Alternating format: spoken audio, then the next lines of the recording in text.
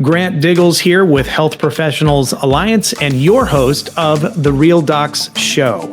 If you're an independent practice in either medical or dental and you want to protect your independence, HPA has a message for you. Don't get consolidated. Instead, join the HPA family with other independent practices and groups across the country in both medical and dental. Protect your independence, control your patient care, thrive in the market, and build your wealth. For more information about being part of this exciting movement across the country, visit hpamembers.com. If you're interested in connecting with HPA, at the bottom of all of the Real Docs videos in the description section on YouTube, you can actually click a link that takes you to an indication of interest form that you can fill out quickly to start a conversation about how to be a part of this exciting movement and let us identify in a 30-minute window the value propositions for you. I'm very excited about our episode today. We are going to be talking with an oral maxillofacial surgeon who looked at doing a DSO deal. There was a lot of money involved in this deal and still chose to say no and walk away. We're going to discover the details of that situation and walk through why he chose to do that. So let's get going.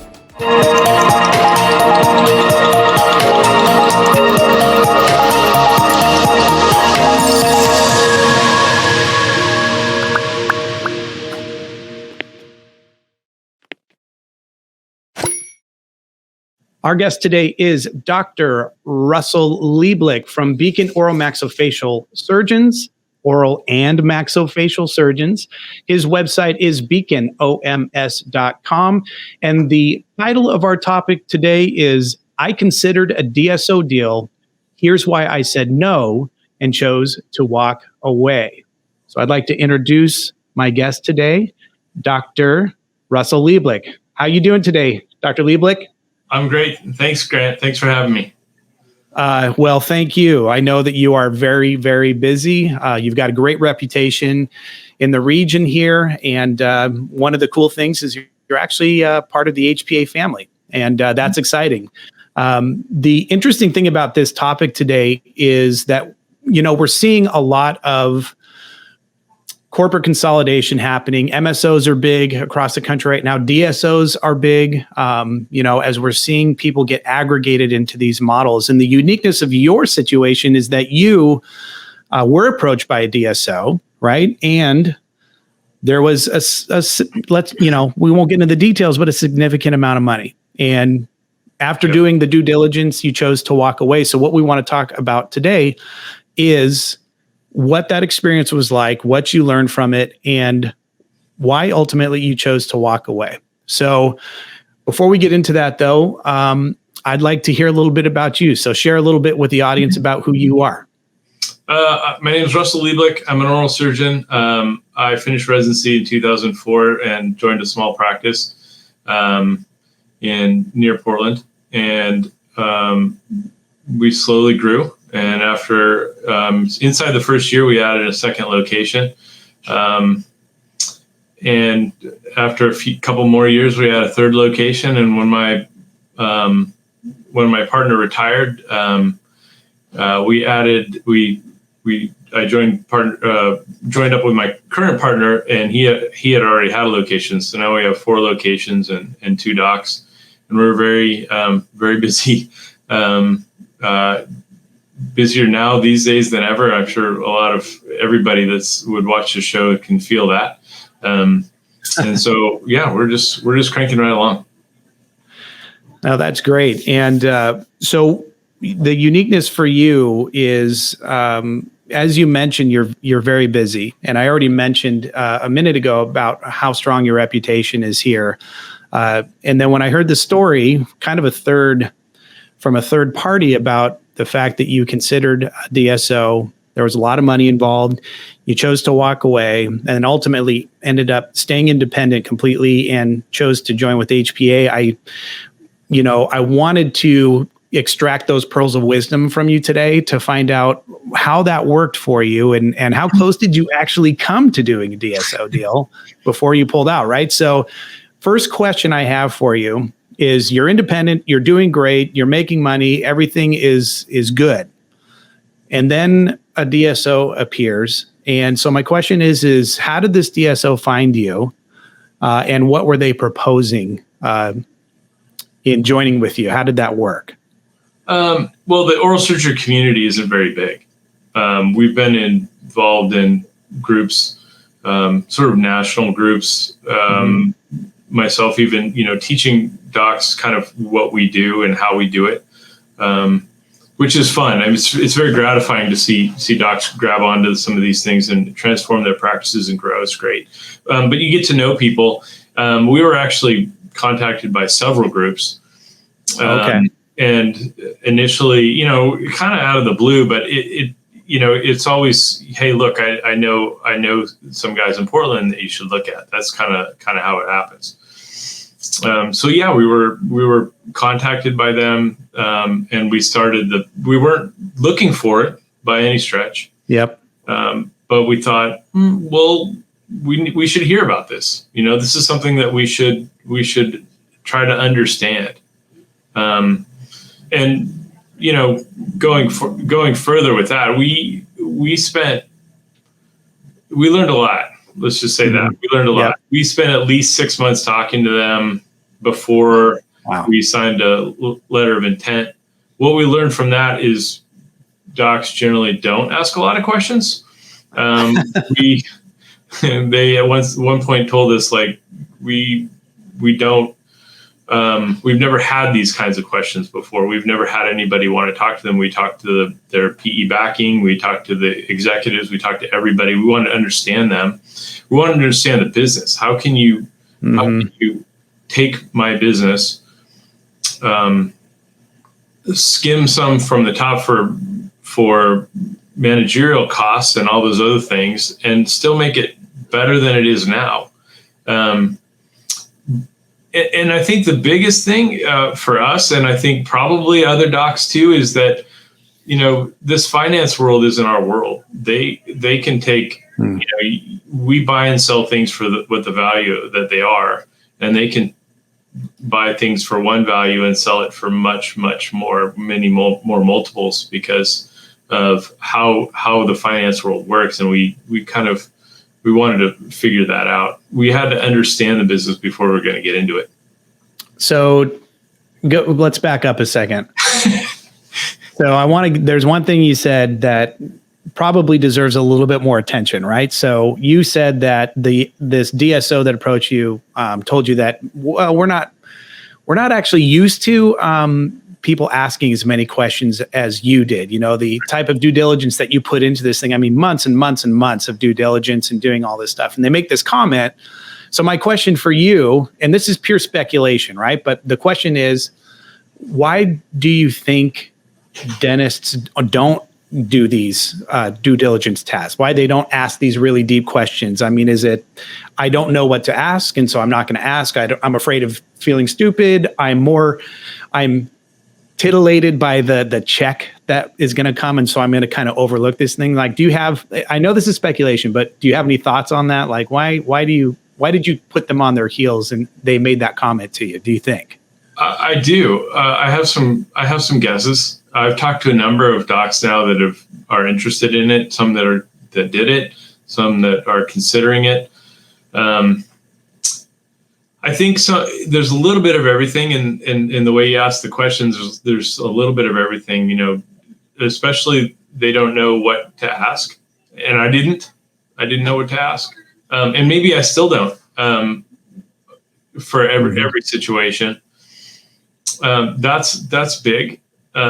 And I think, but the overriding factor is that we know that all decisions made are really emotional decisions. It doesn't matter how planned and subjective you try to be.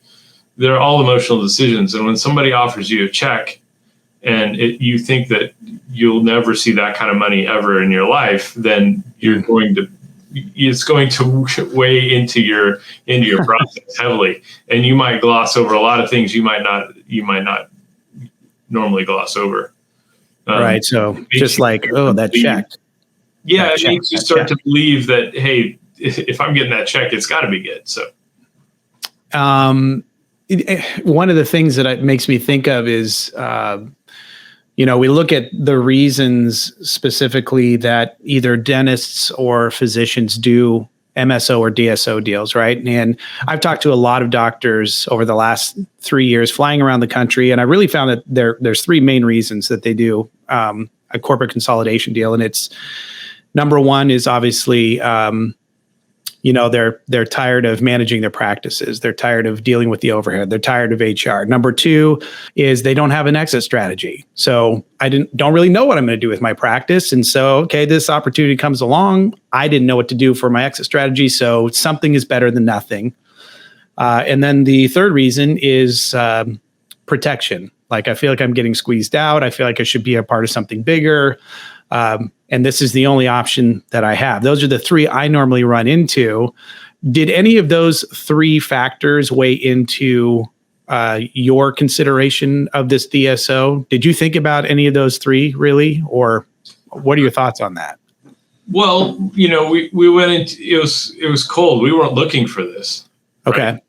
So when they came to us and we wanted to understand it, we are going to have an exit strategy issue, right? Our practice has gotten to be too big to just sell it on the private practice market. It's its own animal, but we're willing to deal with that. We like running our practice. We're very systemized. I don't have big managerial problems. So we weren't looking for any of that. I think you're right. I think those are all legitimate reasons that guys look at this. But it maybe because we weren't looking for that is why it was easier for us to take the long road to understanding it. Yeah. Making sure that, hey, look, is this really just a great opportunity, or is this something else? So let's talk about the details of that. So, what we obviously probably don't need to get into all of the details, but was because there's a lot. If it took you 6 months to go through this, we don't have that kind of time, right? So let's try to grab some of the pearls here. And the first question is, with your particular deal, was this a partial purchase that they were proposing to you, or were they actually saying we want to come in and take the whole thing and write a check? Yeah, it's complete. It was a complete buyout. Okay. And so besides the check, though, on a complete buyout, what was the expectation that they had of you? So they write you a check and they basically own your practice, right? And of course, there's some clause in there that's like, hey, Dr. Lieblick, we just wrote you a big check, so you're going to stick around for a while.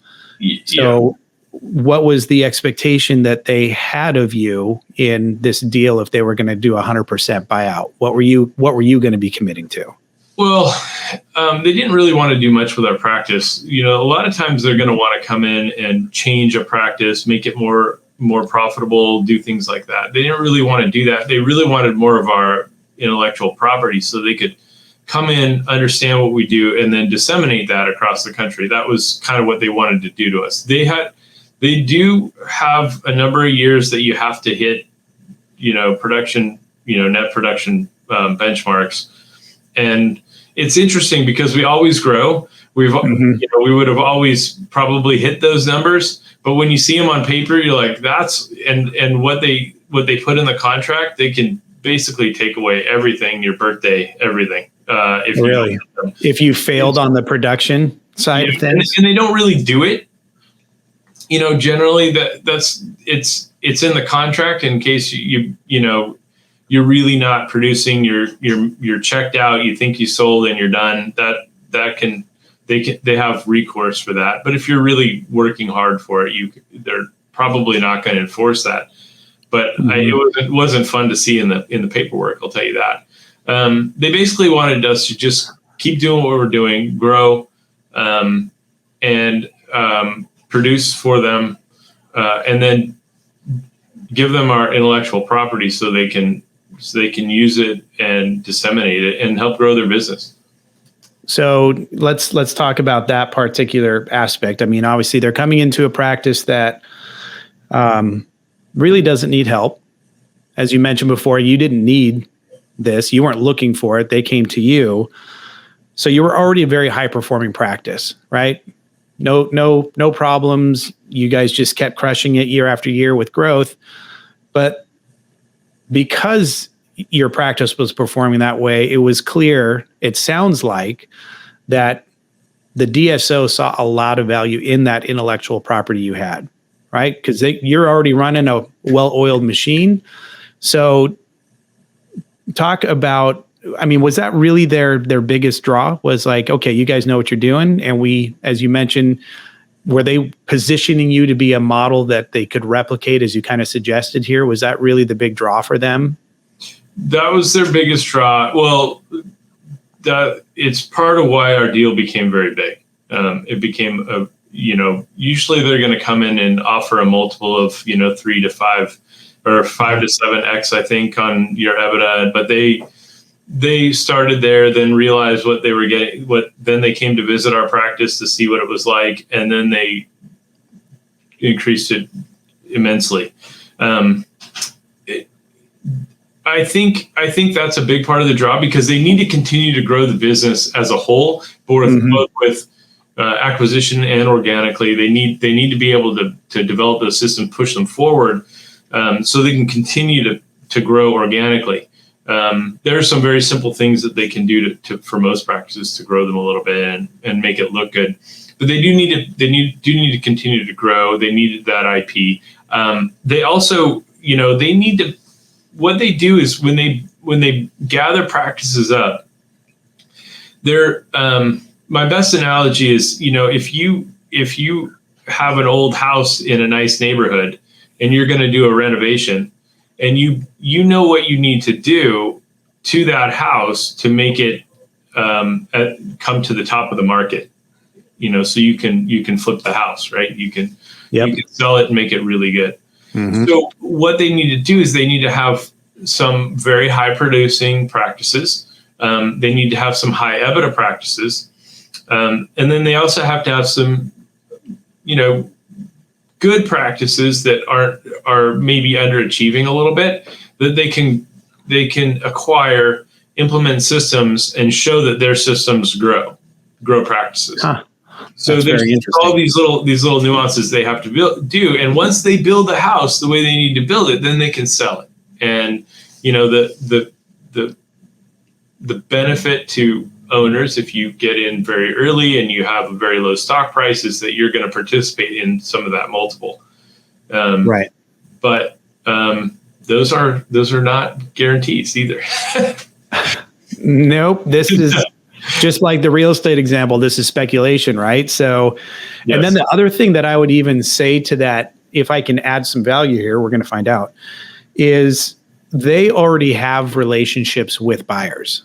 So they know that, like going back to the house, they know already who will buy that house before they even start renovating it, before they even purchase it. And that's, that lowers the risk for them, and quite frankly, lowers the risk, I think, with everybody that's involved in the DSO, because they have those buyers. But so they come in with a real solid plan here. But I think that's really interesting. Like, clearly you did your due diligence, because you just articulated what they do very well. And, you got to respect the business plan, right? You got to respect the business strategy. They're doing something that's making them a lot of money. And like you said, with the early ins, they're making the most. But, theoretically, DSOs could win if the sale ever occurs, if there's not a bankruptcy, if everybody's happy in the DSO. That's another whole aspect to it. So let's go to that real quick. So you did all this due diligence. These guys gave you kudos for basically running them through the ringer. And so nice work on that. But then you get to the point where you've kind of done all the due diligence and you understand the model pretty well. So, and there's money there. So why did you say no to this deal? What were some of the factors involved in that? So there's let me just say first that there was a good 6 months of a lot of stress, right? Making decisions like this is a big deal. Mm-hmm. My partner and I are similar age, similar retirement, outlook. We have, 12 years or maybe 14 to go. And that's sort of our goal, if we can make it that far. Yep. And there's the potential that if everything goes the way we thought it could go, we could have done very well financially. But we're also both fiercely independent. We didn't necessarily want people telling us what to do. Their goal with our practice fit that, right? They didn't really want us to change anything with us. Just keep doing what you're doing, and we'll learn from you. That was okay. But when it came down to it, we saw our longevity in our practice as a big downside. So, and one of the things when I was talking to my partner about this, we said, look, if we don't do this, right, there's no real fear of missing out. We're still going to do very well. We'll retire fine. We're going to have a good retirement. It's going to be okay. Yeah. Lucky you. Yeah. Not luck. I mean, you set yourself up for success, but you're not everybody's in that. Not everybody's in that boat, right? So that was good for you. Well, we did the math. We ran the numbers every which way, and I'm a person that has plenty of retirement anxiety even this far out. So that's not part of But we knew that we would be okay. The swing wouldn't be that much. So there was no real fear of missing out. If they did very well and our friends did it and they did great, we'd be happy for them. But if on the flip side, if we did this and it didn't work out the way we thought it would be, we'd be lost. I mean, we would be absolutely crushed. And that was a big issue that we had, is that, because we're surgeons, and that's the only thing we really know how to do. It's not like these other business guys that buy and sell businesses all the time and they can just start another business and do something else. I mean, I've only been trained to do one thing, and so we have to make the most of it, and we have one opportunity to do that. But the real issue came with the longevity piece. The company that we work for, I still have a lot of respect for them. The CEO is excellent. The PE group, I think, really understands what they're doing now. Not that they didn't before, but they really I think they understand the market and their role in it. I think they're smart, but after a sell, after they build this house and sell it, we're under new management, right? So, and I think the executive team would have been there through that and beyond, but then there could be another sale, and then who's going to be running the show? Somebody that we don't have a relationship with, that doesn't see things the way the original group did. And all of a sudden we're under somebody's thumb in a very typical, employee-employer relationship. Other people don't run me. I'm an independent guy, and I do it the way I want to. So that it wasn't for us. We couldn't live under those circumstances, and we didn't know if that would happen. Yeah, I think the insight there is really. It's really a good point, because, you've got, with any type of roll up, DSO or MSO or what have you, you've got these aggregations happening. These practices are coming together. And then I think you said it very well, what happens at the second sale, because and how long is the panache of that first check going to be great? Like, oh, well, I got this check, and, there's still, you just mentioned you might be working another 12 to 14 years, right? So if this second sale occurs in, let's just say 4 years from now, and you're going 14, now you're in the second sale, you're in a different structure, you still got 10 years of your life to go. And although money, I guess, is nice, I mean, we all can agree on that, right? It makes life easier in a lot of different ways, and we can enjoy things that we couldn't without money, but you still got to go to work for 10 years. So you might have a kitty of money, but they're like, okay, Lieblick, this is what you're doing. Yeah. I hope you like it. Let me expand on that. The typical deal, if they don't turn it over and make you a multiple on your equity, so usually they're going to offer you a certain amount of money, and then part of that deal is cash, and then part of it's going to be equity in the company. The typical deal, if you is going to be somewhere around the 3-year mark, is going to be a break even. If they don't turn that over and make you multiples on your equity, you are not winning. You're now going in the hole every year. And for us, it was longer than that, but it was 5 or 6 years. But after that, we were going in the hole. If you have a 5-year time horizon, it might be better, maybe.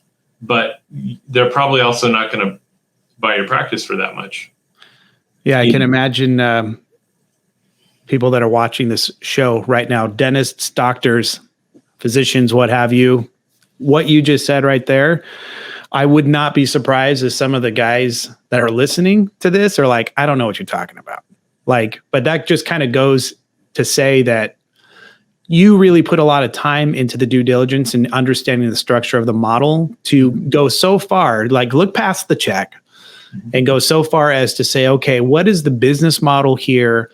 What is the longevity aspects of it? What happens with the second sale? And even the details you just mentioned now, which is probably a mystery to some people, what you just said is how many years does it take to break even? Simple things like that are probably questions that are not being asked. Because they don't, even if they do ask it, it's like, can you explain that to me? Pretend I'm in 8th grade. Say that again. Say that again. Right. So, that's just a testimony to how much time you put into looking at this deal, and you had the benefit of not being squeezed. And that was one of the things that stuck out to me in your comment recently is you guys didn't have to look at this deal because things were going fine. But there's a lot of doctors out there that don't have the luxury, right? They need the help. They need the cash. They're in trouble. They're not running efficient. And so maybe because they're trying to expedite a deal, they're kind of glossing over the details, right? Because that check is a really strong value proposition to them. Yeah. Would you agree with that? Yeah. You're kind of unique, which is why I really wanted you on the show, because you had the time. You had the time to look and ask the compelling questions. I would agree with that 100%. People have their own motivations for wanting to get involved. I think fear of missing out is a big deal. I think the marketing that's being done by these companies saying, hey, this is the way the market's going. This is the way it has to go. It's going to happen. You should be in and be a part of it so, that you make the most of it. I don't necessarily agree with that. There have been a few things that have happened in the last few months that makes me question if that's really going to happen. I think HPA is a big deal in helping docs stay independent. But really, we put a lot of effort in this. I think that if guys are looking at something like this, there's some big lessons that we learned, and whether they end up doing it or not. But number one is take your time. Talk to everyone in the group. You not just the guy who's selling it to you, not just the executives that are going to run the business, the marketing, the HR people, everything. Talk to the actual PE executives that are running this. They may not even want to talk to you, but you should talk to them and make sure that their vision of what this company is aligns with what your values and vision is. Okay. Make sure that you have some contribution to make sure that this is actually going to work the way you think it's going to work. And the biggest thing is that just you have to let yourself not, be okay with not understanding their world, because it's not our world. We spend a lot of time studying one or two little things, and we're really good at those things, but we're not, in the finance world. And it's okay to not know and ask the questions and just, say, hey, look, let's just break this down like I'm a kindergartner and explain it to me, because the words that are coming out of your mouth are not words that I understand. So just, break it down, let me understand it. And if you do that, I think it offers clarity. And I think there's a lot of people that probably would not get into deals that are not good if they ask more questions. So I was about to just ask you, what kind of recommendations do you have? But you already nailed it. Nice work. You're ahead of me, Lieblick, on this one. Oh, good. So one of the things I mentioned in the beginning of the show, and you've already kind of mentioned it in the last comments you made, is, you're independent, you're doing well. A DSO came, you said no, regardless of the money. Longevity was a big thing. Like, what happens later? So you chose to walk away, right? And now you could, everything's the same as it was before. You said no, keep making money, keep doing well, keep teaching other people how to do your craft, which it sounds like you love doing. And then HPA came along.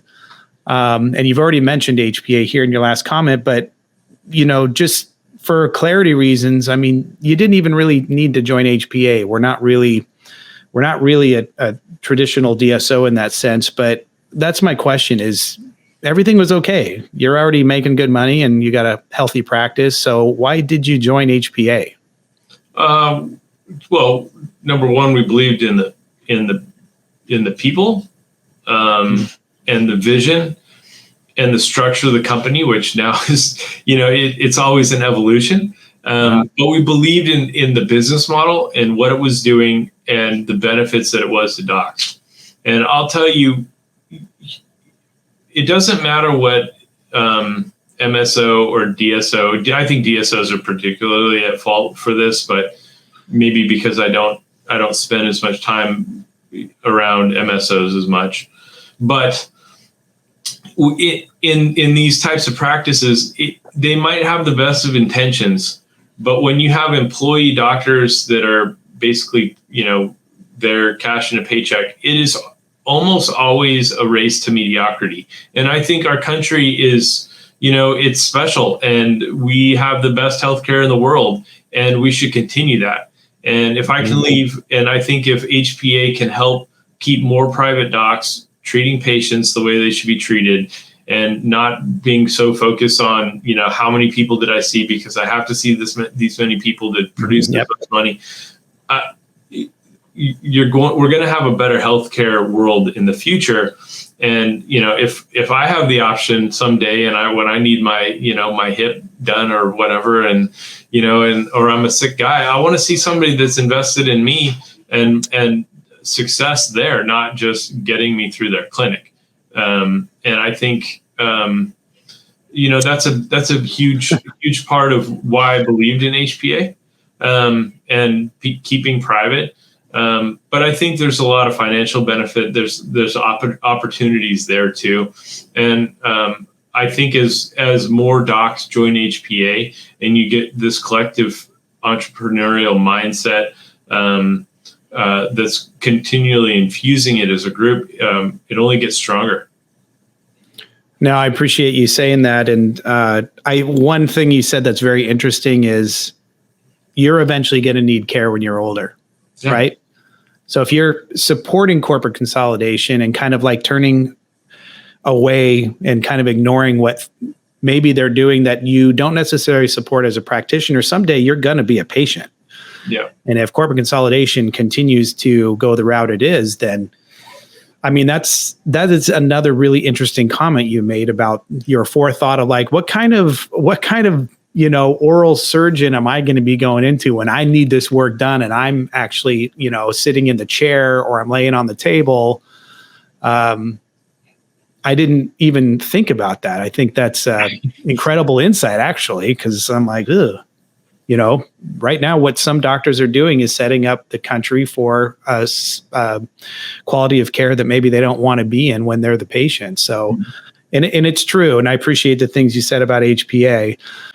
It's true. I mean, HPA is a company. I mean, the whole purpose of HPA is to help drive independent practice, not just for this generation, but HPA is really trying to do something that perpetuates independent practice, right? So we're talking about a multi-generational effort on HPA side to basically say, not what do we do now, or ask that question, but it's really how do we make sure that when Dr. Lieblick is out of practice, that there's another Dr. Lieblick right behind him, as passionate, as independent, and has as good a quality of care and the freedom to treat your patients the way you want to, right? So I really love that insight. Again, I want to make sure that you guys are able to take a visit at Dr. Lieblick's website at beaconoms.com.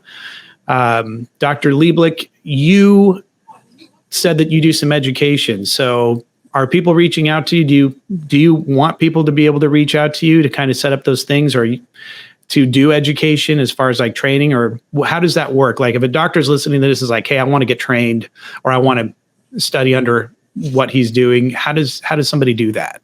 We used to be involved in some national organizations, not as much anymore.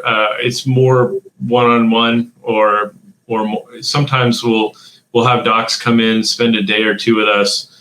Usually their brain is going to explode after a day or two, and then they go back to their home state and try to implement some things and call me sometimes. So if there's people out there that want to work on that, they can. Locally we do a lot of training with general dentists to help them grow practices. So if they're needing that kind of guidance, we're happy to help you out as well.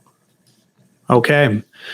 Well, I really appreciate your time today, Dr. Lieblick. And I know that this is going to be very helpful to a lot of people that are looking for a topic like this. They can get somebody like you to be a straight shooter, give them some food for thought in making that decision. And then, you decided to join the HPA family, and maybe they'll consider that as well. But thank you for your time today. I really appreciate it very much. And that kind of concludes our show of Real Docs Today, which is about real doctors talking about real topics and spotlighting real solutions. Thanks a lot, Dr. Lieblick. Thank you, Grant. It's been a pleasure. Me too.